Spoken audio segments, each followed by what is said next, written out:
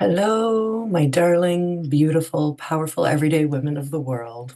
Welcome to Startup Stories Podcast, where the ambitious everyday woman is heard, held, and served in life and business, bringing you relatable stories to keep you sane, grounded, and growing as you expand yourself and deliver your purpose to the world. You guys, today I'm joined by Melissa Franks, a fractional COO, which we're going to tear into and learn about what that means and why it matters at this stage of business and embodying that mindset for growth. What do you really want your business to become other than just a passion project or a source of fulfillment?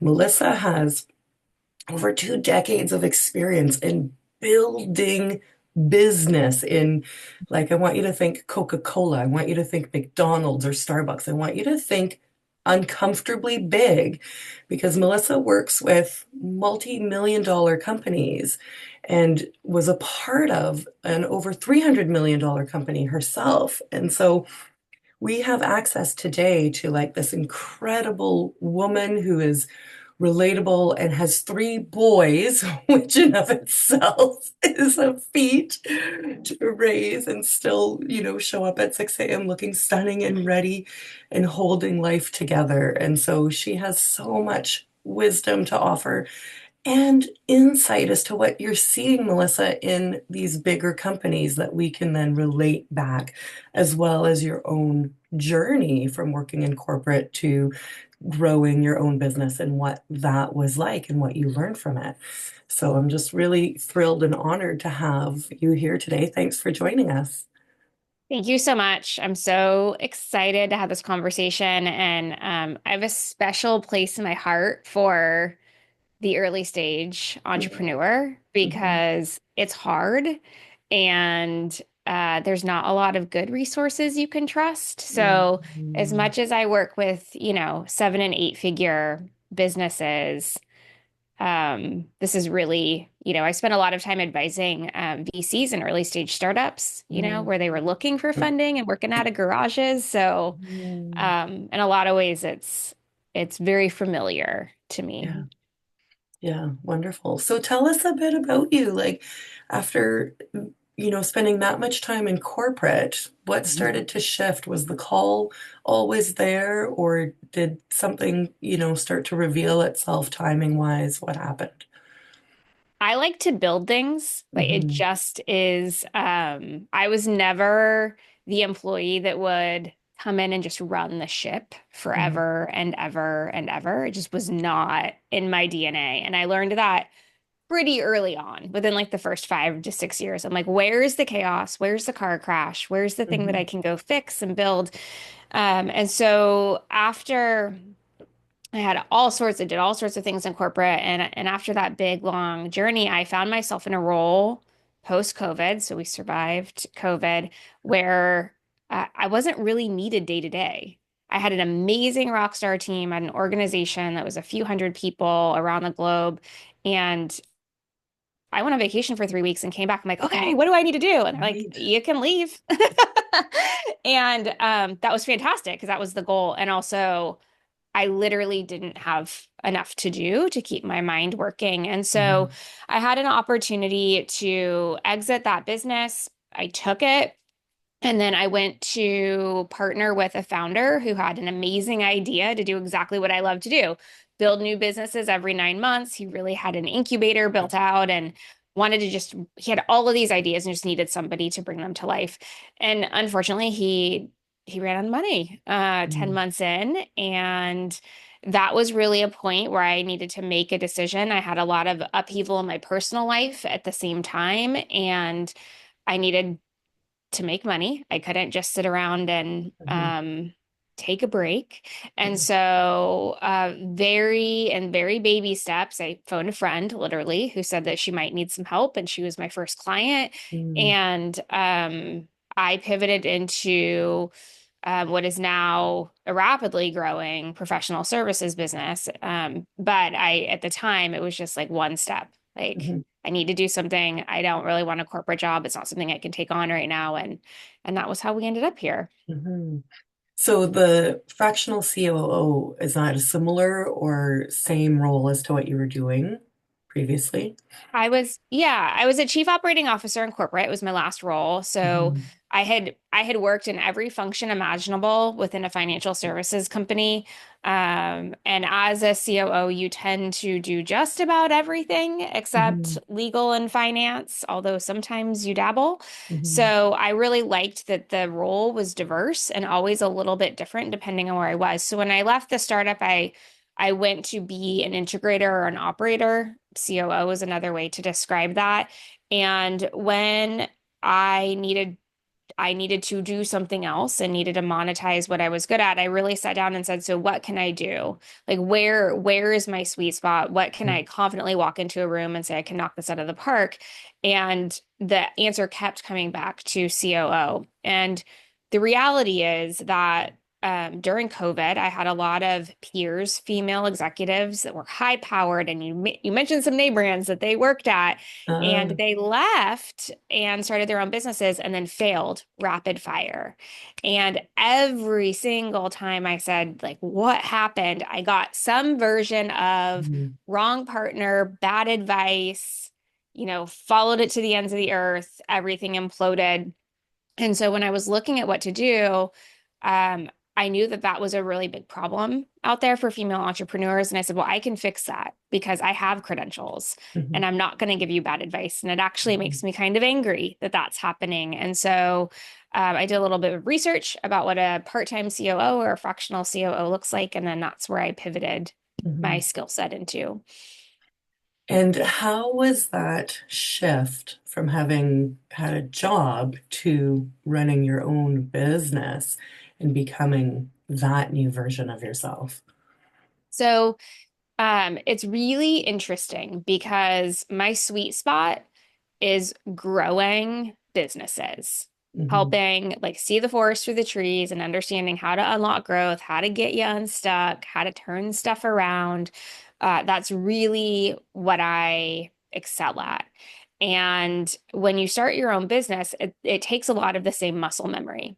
Hmm. However, when you're working on your own thing, you can't actually see it Yeah. correctly, Yeah. right? Yeah. And so, as I had mentioned, I phoned a friend. That was the first client. And it was just kind of a little bit of proof of concept like, can I do this? Does this make sense? How would this work? What does this look like? And then I started reaching out to my network. Who else needs help? Who else needs help? And it was radio silent. I'm like, this can't be true. There's no Mhm. way that this is actually what's happening. And it was very humbling that when I have kind of the corporate trappings or at least the resources that I needed to be able to deconstruct and build and do all of those things, that even with startups that didn't have a lot of resources, they had human capital, that when I was on my own and I was doing things that I thought would make sense, Mhm. it wasn't actually working. It wasn't generating sales calls. It wasn't generating clients. And so I was taking advice from everywhere, exactly what I was like Yeah. on the earth to stop having happen. I Yeah. started doing myself. Hindsight is 2020. I was just Yeah. talking to somebody about that the other day. And it wasn't really until about 6 to 7 months in that I had to have a big girl talk with myself and say, like, Mhm. what would you tell another entrepreneur that is in your spot? And I had to have kind of that two-way conversation. And when I did, what came out of that was a completely different approach to what I was doing with the business. And then shortly thereafter, the thing lit on fire. And so what I learned through that was that oftentimes, especially for solopreneurs, and we're in an environment where nobody else owns a business or is trying to start a business, like your family doesn't get you. They think you're crazy. Your friends don't understand what's happening. Everybody's frustrated because you don't have any time because you're working on this thing. Yeah. You can't actually see what you're missing.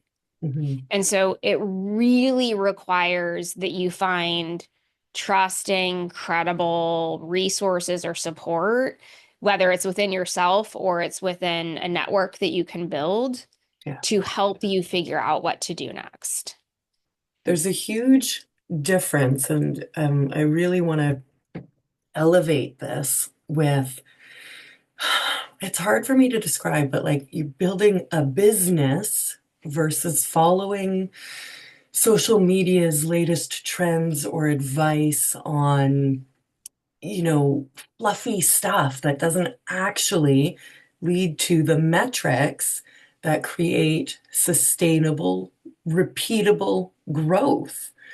So if you Mhm. are an ambitious, new female business owner with, say, a job and children, etc., what are some of those actual business building metrics, which is for listeners, like a reference point to audit the actions that you're taking? Because the difference between busy work and actual business building actions, and we make that shift, you can create faster results and get clients coming in and repeat that process. Because I know for me, I started as an online business manager and I followed the prescribed tools, but they were laborious and I hadn't automated them.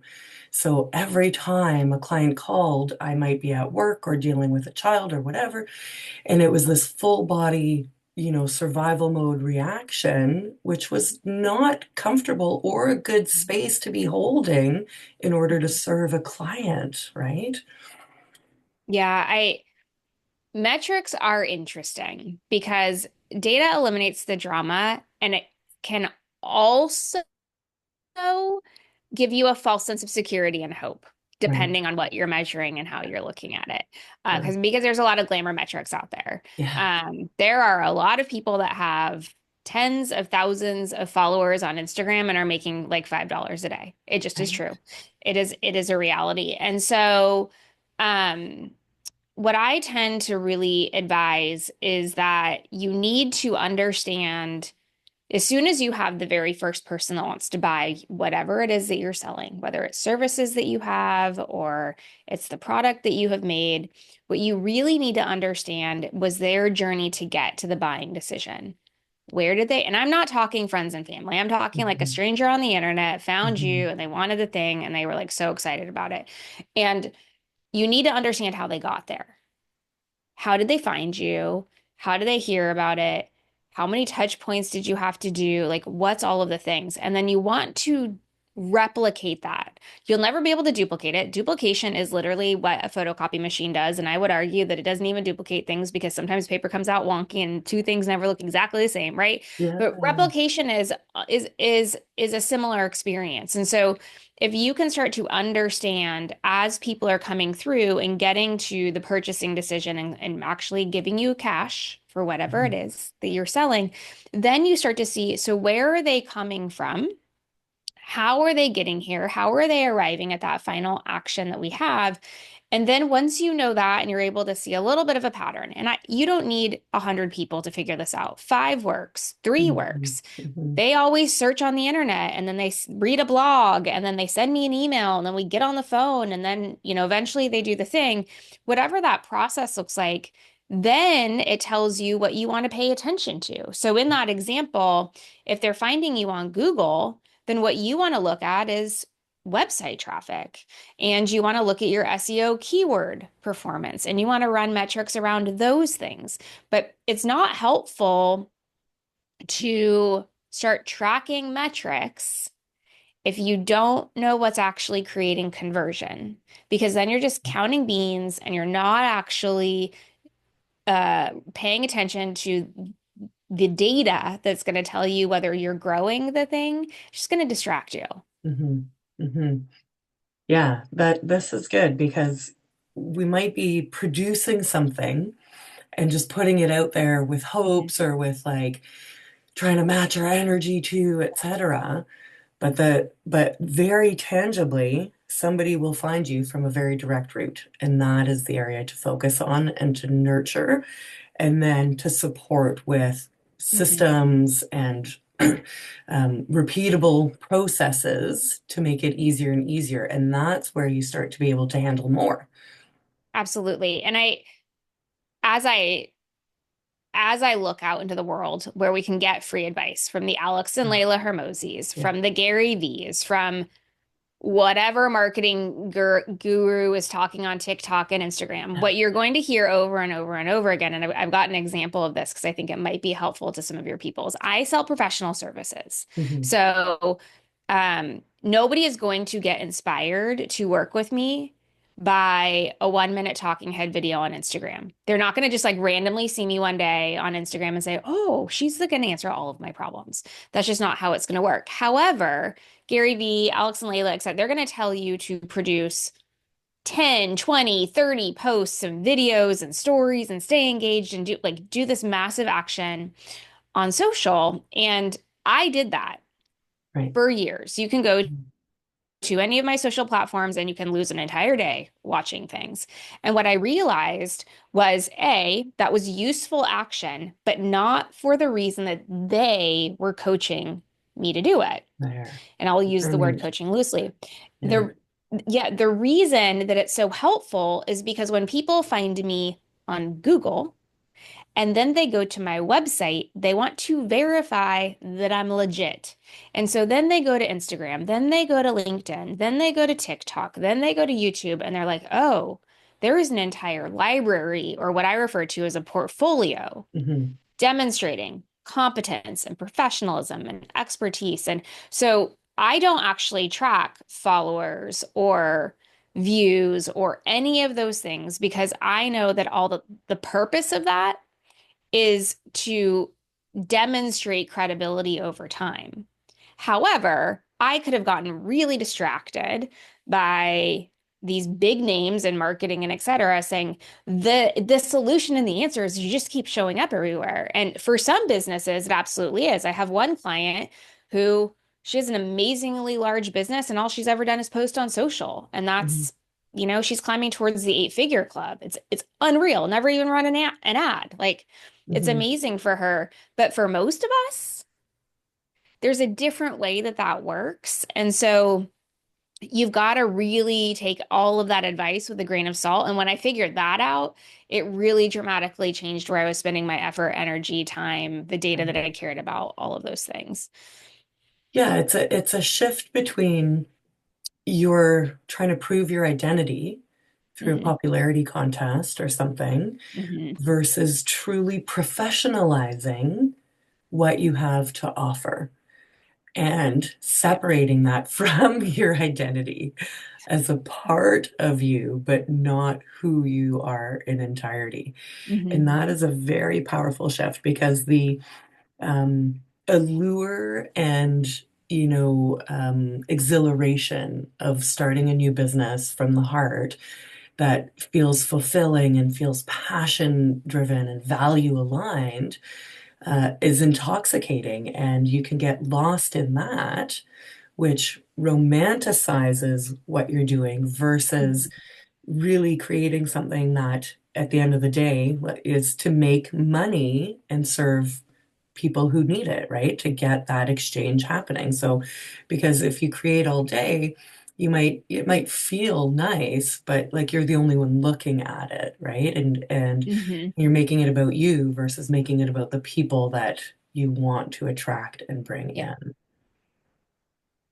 Yeah, so absolutely. that's very helpful, very clear distinctions. And again, that I can never really know again how to, but like building a business versus trying to sell yourself. And something really worth investing in that you spoke to, Melissa, is this professionalizing of what you're doing and elevating yourself, which gives you, sort of a competitive edge, a different spin on what a number of other people are doing when you really treat it like tangible, practical, result-driven um, teachings and tips around the value of partnering together, Mhm. right? Versus just splurting out content, et cetera, whatever. Like it's a more strategic approach to marketing rather than just filling the internet with fluff to try and be seen. Yeah, and one of the things that you have to kind of always intrinsically look back inside and say, would I actually buy from me the Hmm. way that I'm presenting? Because we're not hearing it so much these days, but there was definitely a season of like, know, and trust, show everybody your life, like, do a bunch of B-roll. Like there Yep. was a very big season of like show everybody the behind the scenes. And what you have to ask is that who they want to buy from? Because depending on what you're selling, your potential clients, they want to be purchasing from a professional. Yes. They want to be purchasing from somebody that is competent and serious. What they don't want to be purchasing from is somebody who's running around really chaotically trying to juggle all of the things, being a solopreneur and having a day job and having kids and, forgetting to pick somebody up from school. And like they don't want to see that because if that's what's happening behind the scenes, Hmm. then when they're working with you, their question in their back of their mind always is, well, is that going to happen here? Hmm. If she's dropping balls over there, is she going to drop balls over here? Or, whatever it might be. And the thing that you can't take back or replace is their interpretation of you showing all the things. And Hmm. so I really like to advise when I'm talking about social media with anybody in a business, or just in a sales call. You really have to think about if you were going to go buy that same service or that same product, how much do you really want to know and see? Hmm. At what point are you going to get turned off? At what point are you going to be like, is there another alternative where the person's kind of a little more together? You Yes, you're know? not looking to sell yourself as a friend, Correct. right? You're Yeah. looking to sell yourself for services that you are competent Mhm. and Yeah. confident in delivering. And that's a big Mhm. difference. And Yeah. that is so good, again, because as a startup, like you said, and I've described it as, I guess, like baby lambs in a field of wolves where you can just get devoured by yourself and by what the internet's, indicating you should do. And this professional distinction at the onset will, one, help regulate your emotional roller coaster and attachment to what you're creating, but also set a higher standard for you to develop and to present under. Absolutely. Yeah. Yeah, huge. So tell us a bit more then about, once you made that shift and how, like, let's talk about you now as a woman and how your life has changed and, what's going really well, what's challenging you right now, and um, how, like, are you loving the entrepreneurial world? Is it because from when I look at you on the internet, you're stepped into another level of embodiment, right? Like Mhm. you're kind of a spokeswoman now for, I don't know, like speaking up for women, speaking up for minority and Mhm. saying the hashtag unpopular opinion, but with great conviction behind it. So tell us a bit more about all of that. Yeah. I appreciate you asking that. So when I was in corporate before I left, with the kind of the last thing that I did when I became COO was I inherited this team of leaders from like all over the place. And they fought like feral cats Mm. that had just been corralled. It was Oh, horrible. And I kind of had a decision to make. Do I fire them all? mhm, Or do I try to salvage this? And it took me a minute, and I was like, I don't know that I can bring the patient back, mm, but we're going to give it a shot. And what I did is I set expectations, and I did that in the way of core values. And so I went into the organization to the leader specifically, and I said, "Hey, these are the values that I have as a human, and this is the values I have as a leader, and there are five of them. And I expect you to operate within this framework. They're aligned to the company, values and standards and all of it. We were able to tie everything together. And within 60 days, they had completely overhauled their behavior. Like absolutely, like it was like everybody had had a lobotomy. It was a wild wow. psychology experiment. And it was at that point that I made a decision that I was going to be unwavering and being outspoken around my non-negotiables, which are core values. And so a lot of we'll call it social justice or topics that you see me discuss on the internet now that are not business related. although one would argue they're all connected together, are tied to those core values. One of them is foster inclusion. I feel very, very strongly that everybody has something that they can bring to the table, regardless of their abilities, regardless of their skin color and their gender and how they identify and all of those things. And so, um, I'm very privileged because I live in Northern California in wine country and I lived in suburbia and I'm Caucasian and I Mhm. have three Caucasian sons. Like live in a very privileged place. So I feel very passionate about speaking out. In addition, as I had mentioned, when this business started, um, I was also recently separated from a very abusive 15-year relationship. I was spending most of my time and resources in family court, trying to keep us Mhm. safe and do all the things that needed to happen there. So I lost my job. I had all of this upheaval. I was trying to keep everybody safe. And so there wasn't an option where I could get on a plane and start traveling 50% of the time, which was required in corporate at that Yeah. level.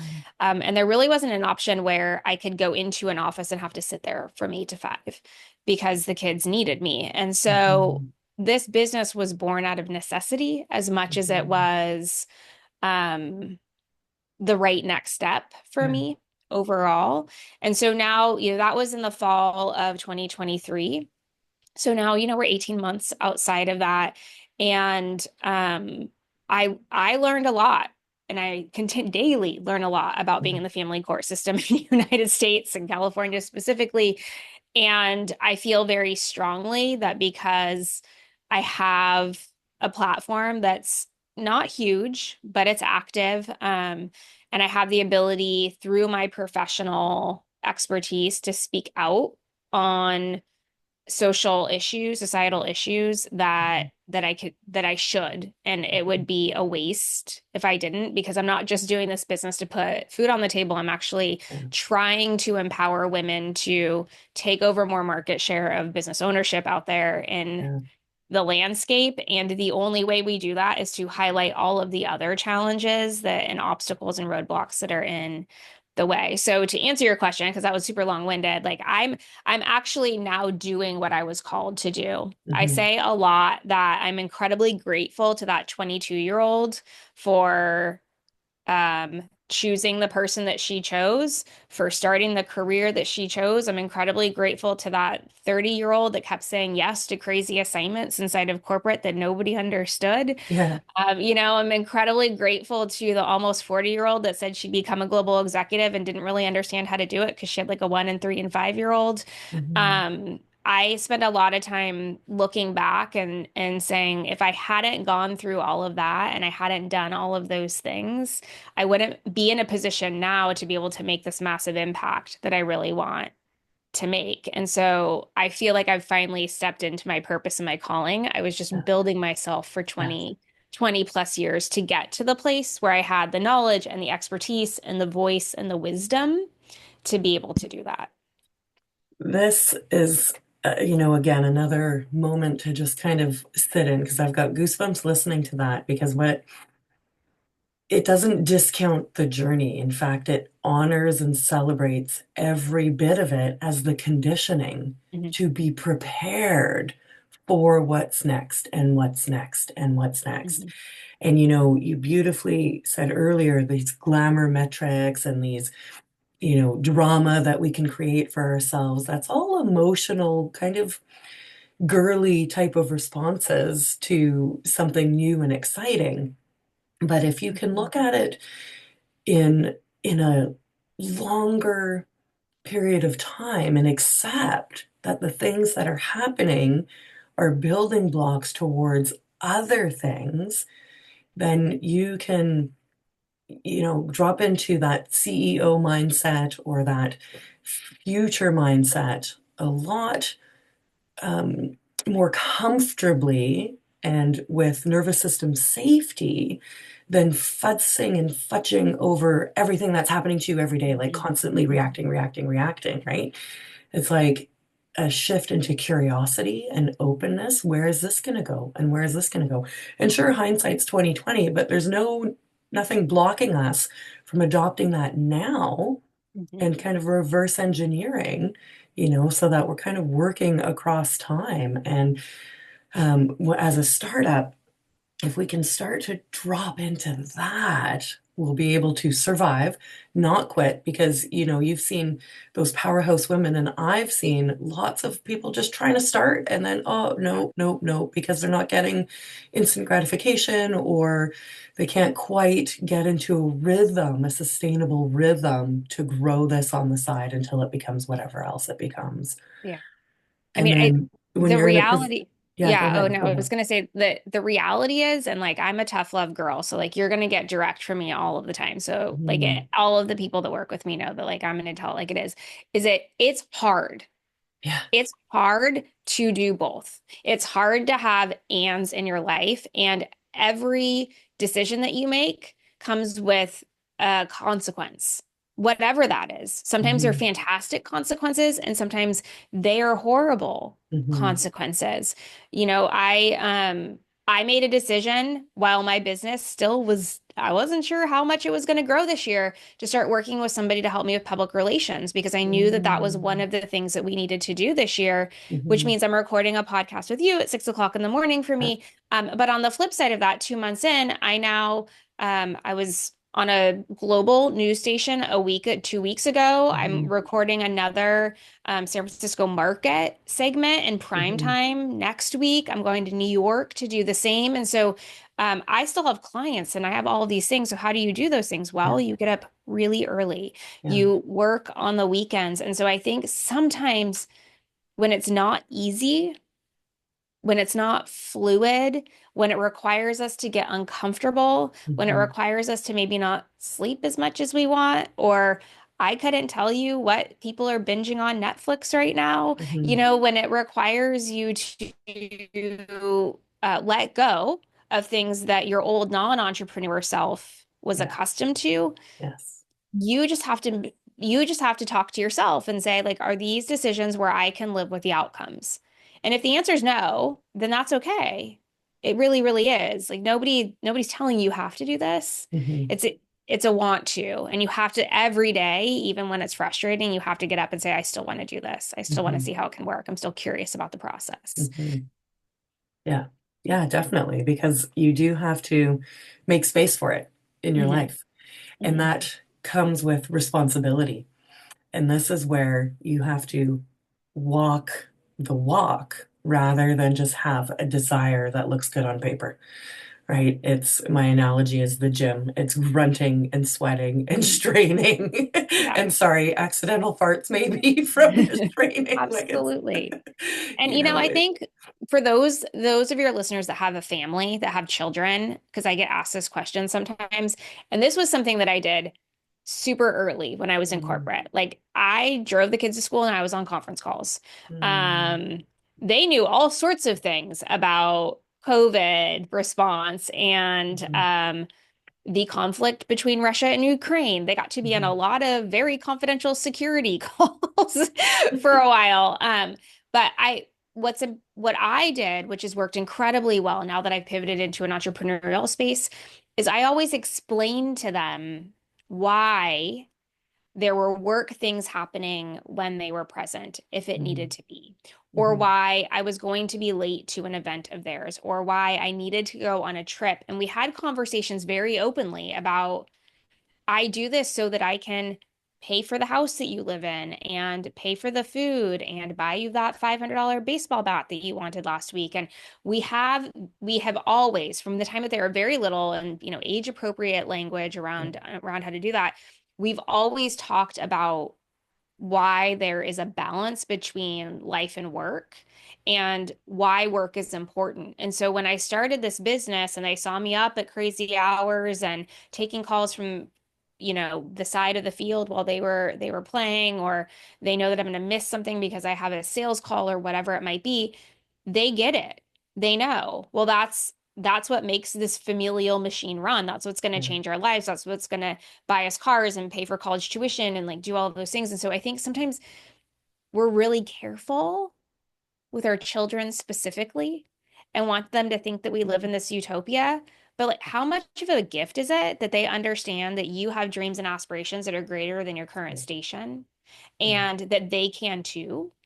And then you get to show them what that means. And you get to show them what dedication and commitment look like. You get to show them how sometimes you have to make really hard decisions if you want that thing. Hmm. And they then begin to model that and demonstrate that themselves. And so I always advocate for being as transparent as you can so that you can use it as a way to help build foundational understanding. So both it gives you peace of mind that, they're not going to hate you forever and end up in therapy and all of the things, because that's something we carry.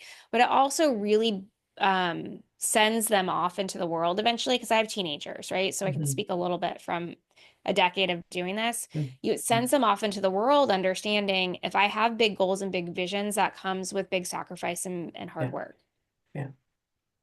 Yeah. And it's being a leader in the home Hmm. while honoring the type of person that you are, Yeah. right? And not being a martyr to the cause or putting your dreams on hold, Yeah. right? And there is elements of timing through the divine alignment, etc. But whatever work you're doing now is a building block to work that's coming. Hmm. And if you can maintain that and own the responsibility, because it is more responsibility, but it will continue to be more. So handle it when it's small in order to handle more of it. It will pay off. Hmm. And I mean, my daughter's 6 and the other one is 15. And being able to demonstrate the tenacity and the desire and the greater self is already affecting them and teaching them those beautiful, elements that you can't get from a book. It really is a lived experience. And bringing them into the dream makes them part of your team too, right? Hmm. And then they Yeah. can be there cheering you on or like getting supper started while you're finishing something up and everybody's supporting each other. And that's a holistic approach. Hmm. And biasly, but also I think factually, it's how women do business and it's very different. It's very like one of your values, inclusive, Hmm. right? Connected, teamwork, true teamwork, healthy teamwork, like how you turn that team around. It's pretty Hmm. amazing. Yep. Yeah. So Melissa, it sounds like you've gone through, your challenges, your growth. And would it be fair to say then the really exciting thing that's on the docket for 2025 is this new speaking engagement piece and PR piece? And how are you acclimatizing to that? Like there's this beautiful, beautiful photo of you in a magazine Mhm. that I just saw on your LinkedIn and like that looks like next level embodiment. And are you feeling her now or are you kind of growing into her? Yeah, I think what's interesting is I always talk about I had these two lives. Hmm. So inside of the corporate bubble, I did a lot of speaking and I did a lot of shaking hands and kissing babies, like, but the general public didn't see it. Hmm. So it doesn't actually exist because it died when that identity died there. So this is it's kind of a full circle moment where um we always there my entrepreneur group of friends, they always refer to October of 2023 as the moment that the Phoenix rose from the ashes, because that was kind of when Hmm. everything burnt down and rebuilt. And now the Phoenix is flying is really what this is. And so, Hmm. the business has grown. I've added two people to the team. I may be adding somebody next week. And like, Hmm. 18 months ago, a year ago, I Hmm. was barely making enough money to like put food on the table. So that's amazing in and of itself. And now I'm in magazines and I'm getting to go on TV and I've spoken on stages, and it's just like this was the season that we're in. This is what needed to happen next. This Hmm. is the chapter. This is how I make impact. And that's really my focus. That's how all of my decisions are made, whether it's deciding to partner with a client or it's agreeing to speak somewhere. It's what is the impact going to be? am I going to be able to help people make the next best step, whatever that is. Mhm. And I feel very grateful that these opportunities are coming to me, and Mhm. I'm really excited to see what the rest of the year brings. It's only Yeah, April, so yeah, we yeah, got a lot of time left this year. yeah, yeah. Oh, that's beautiful. This has been a gorgeous conversation. Just, so much tangible action and truly demonstrated leadership in who you're being and how you're carrying the responsibility of your business and your role as a female leader in business and in female empowerment. So it's just really, really wonderful to connect and have a conversation with you. And you've posted a freebie that we can share with 5 metrics to pay attention to. And what I love about that is they're not necessarily what people might think. It's like this deeper foundational thing that, again, will direct you to the theme of what you just said of taking the right actions, the return on investment of time actions, right? That drive the mission forward, because that's where it comes from. Like you could go to the gym and do 3 laps, but you're not going to get the results as if you were to pick up weights and really burn Yeah. some and build muscle, right? So that's a big difference. Is there anything else that you want to share with us before we carry on? I don't think so. Just keep going. Keep going. Keep Just keep going. going. Right. It's going to feel like it's going to take forever, but I promise when you look back, it went by really fast. Yeah. Yeah. Amazing. Awesome. Well, thanks, Melissa. Have a great rest of your day. Thank you.